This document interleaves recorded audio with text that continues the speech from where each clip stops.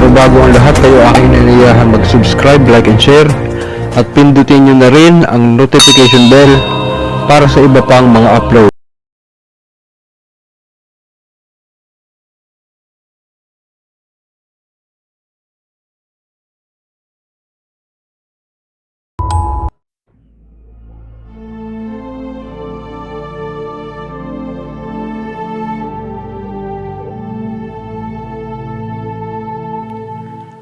Ang pagpapasapi ng mga mangkukulam at mga mambabarang sa pasyente ay hindi basta-basta ginagawa.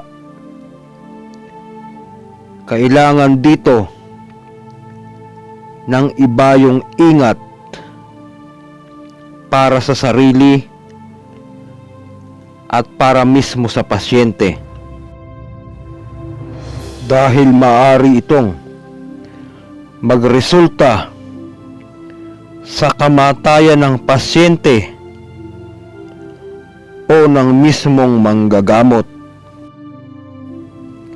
Hindi ito inirerekomenda na subukan ng mga baguhan pa lamang sa panggagamot nang walang gabay ng kanilang mga maestro o mga nagtuturo sa kanila. Narito ang ilan sa mga dapat gawin bago ganapin ang pagpapasapi sa mga mangkukulam o mambabarang sa pasyente.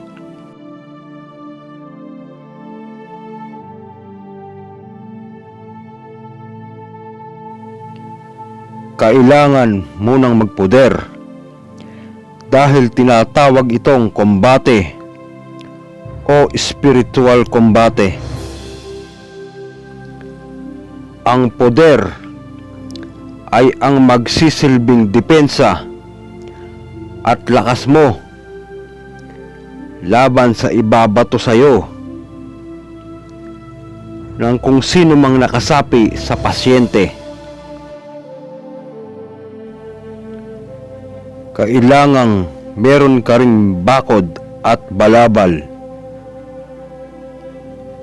Ito ay ang magsisilbing kalasag mo laban sa atake.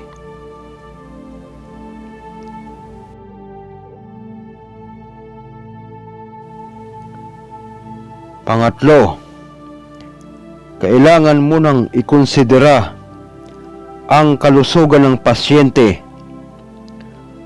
kung kaya niyang magpasapi,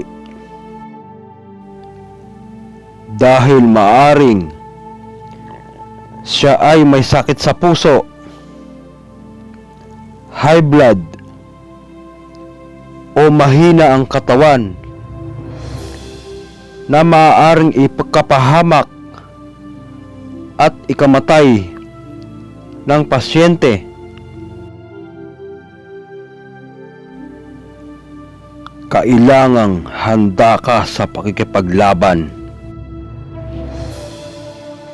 Ang kombate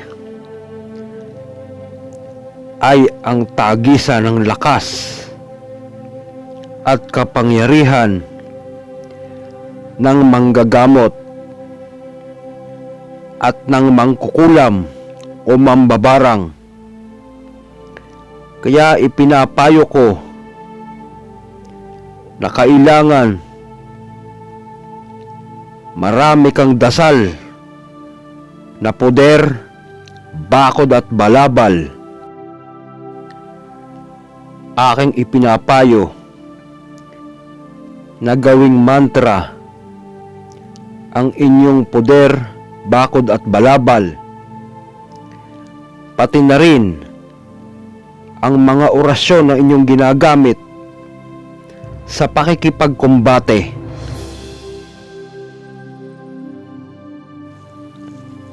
Kapag mas mataas ang kapangyarihan ng kalaban kesa sa iyo, ay maaari mo itong ikamatay at madamay na rin ang mga mahal mo sa buhay.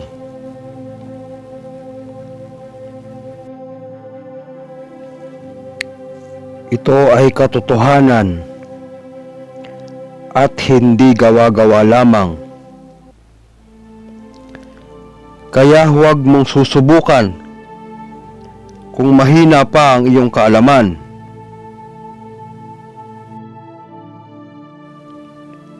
Hindi ito pananakot, kundi isang babala. Bago mo subukan na gawin ang pagpapasapi.